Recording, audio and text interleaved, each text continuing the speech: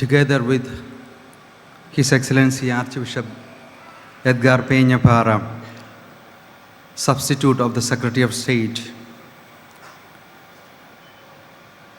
and other bishops present here, I wish to thank His Eminence Philip Neri Cardinal Ferrao, Archbishop of Goa and Daman, for his kind invitation to celebrate this Holy Eucharist and for his words of welcome. On this third day of the novena of Saint Francis Xavier, we reflect on the theme, Witnesses of Christian Hope to the Discouraged. In today's Gospel, we heard part of Jesus' discourse on the end of times. Jesus wishes to prevent his disciples in every epoch from being curious about dates and predictions. He wants instead to provide them with a key to a profound, essential interpretation, and above all to point out to them the right way on which to walk today and in the future to enter eternal life.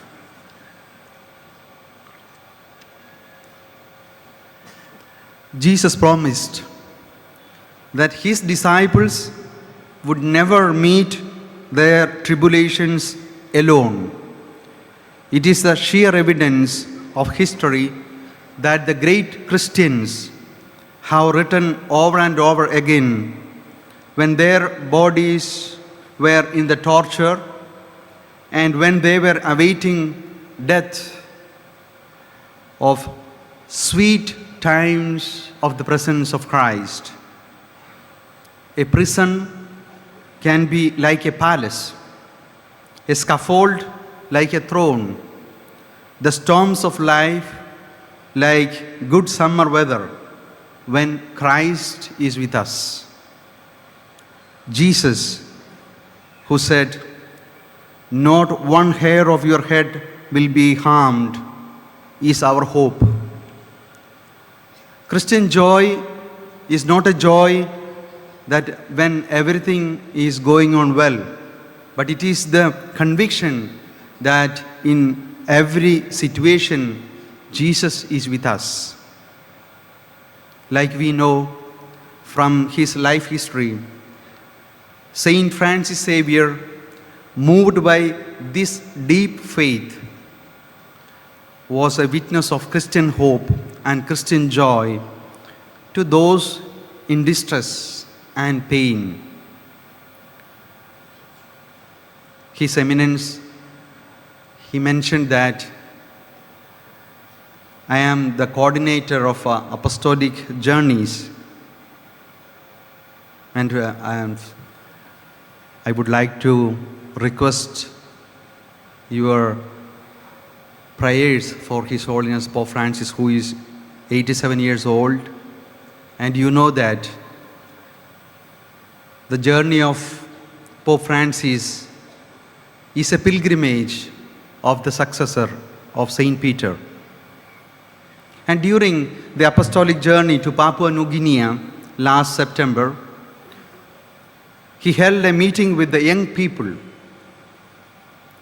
His Holiness told them, "You are the hope for the future. In the art of climbing, what it is important is not to fall, but not to stay down. If you see a friend, a companion of your age who has fallen, what should you do? You are to look at him and help him to get up." This In this way, we are invited to become witness of Christian hope each day of our life. Let us ask the intercession of the Blessed Virgin Mary and Saint Francis Xavier so that we may be the authentic witnesses of Christian hope, especially to the poor and discouraged. Amen.